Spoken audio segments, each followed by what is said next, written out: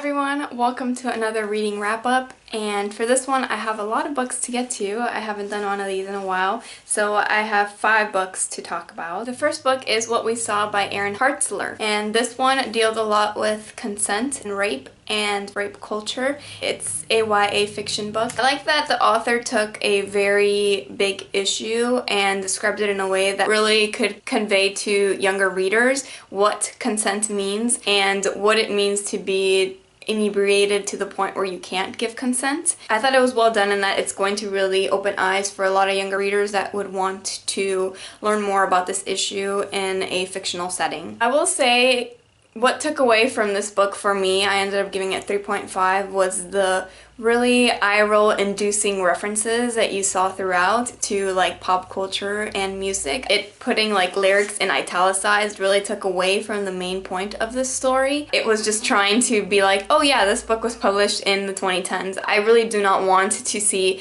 Pitbull songs in italics in this text, and that was kind of like really distracting me when I was reading it. And what I really enjoyed most was how Hartzler really took the main character Kate and had her really poke holes and question all of the rape culture that surrounds us. I wish something like this was available for me when I was a younger reader, because I didn't really understand issues about rape, consent, rape culture, feminism until I was almost like 18, 19. The next book that I read is The Reptile Room by Lemony Snicket. This is the second book in the series of Unfortunate Events books. I don't have much to say about it because it is a sequel. It is kind of repetitive in that it's kind of the same story but just in a different setting. There are new things that are happening, but the main point of it is that they're still against this bad guy, Count Olaf. But I still so enjoy these books because they make me laugh so hard. They just are so witty, and Lemony Snicket is so good in the voice and narration that he employs in this series. The next book that I'll talk about is Ready Player One, and this is by Ernest Cline. I think there's a lot of hype with this book, so when I went into it I really expected like the ride of my life,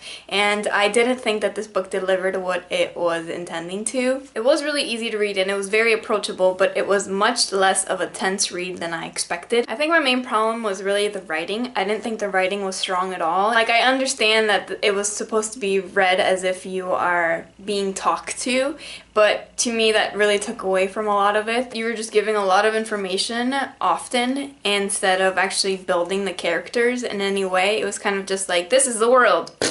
Have it. I also kind of wish we would have followed different people than the main character Wade. I didn't think he was as interesting as all the people surrounding him. If I hadn't been listening to it on audiobook, I might have not been able to finish this book. The love story was just so unnecessary and really soapy. Very much a love that I didn't believe that happened out of nowhere, and an ending that was very predictable. It was very, very anticlimactic at the end. The next book that I tried to read was the first book in the Miss Peregrine series, and I did not get to finish this one. I actually abandoned this book probably like 200 and something pages into it.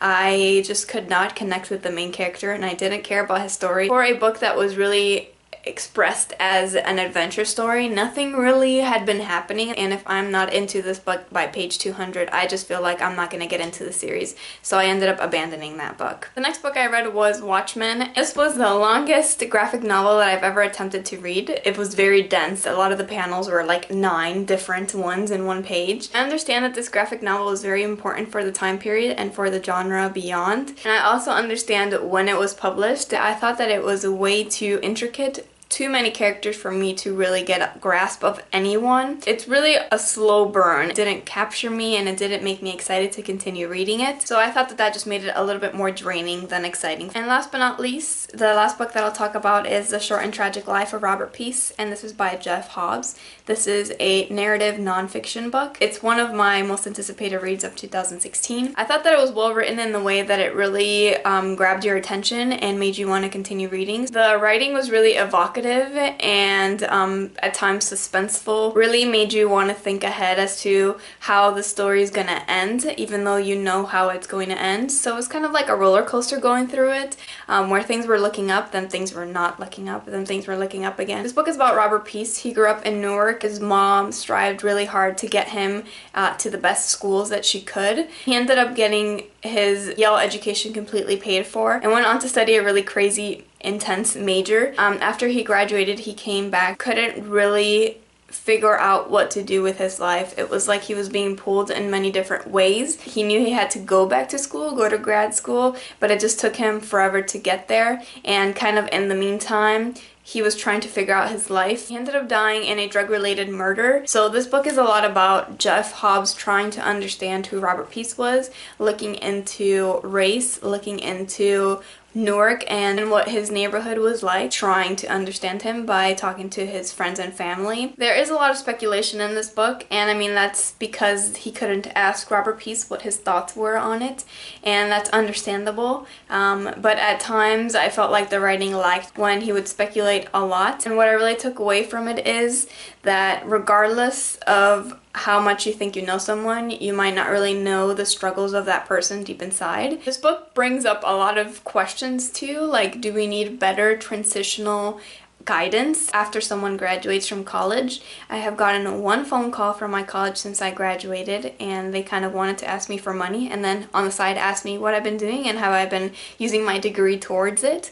But it felt more like if Rob had someone above him trying to make sure that he was doing stuff to his fullest potential, that he might have been able to, because it's very easy to just say you go to college, you're gonna get a job, but it's not really that way. And Jeff Hobbs talks about that about himself too, and all the people that graduated along with him. It's kind of like they're all pulling at straws trying to make it work after they graduate and not really finding the job, the money, you know, the stability that you expect after you're done with college. Another question that this really posed for me is the ethics of this. So Rob was really a quiet person. How do you think Rob Peace would have felt knowing that this book was published about him and all his dirty laundry and all his information was just out there for the world? Is the story important enough for this to be out there and explained? This reminds me of the New York Times story, The Lonely Death of George Bell, which also kind of aired stuff that maybe George Bell would not have wanted about him. I'll link that story in the description. It's really good. It won a Pulitzer. It brought up a lot of issues about race and growing up in a community where there's not much upward mobility. And I mean, the end, you know what's gonna happen at the end. It makes it that much sadder. I was frustrated and exhausted that this is a thing that happened to him. And for someone who was so bright, who was literally studying the cure for cancer, how could this have happened?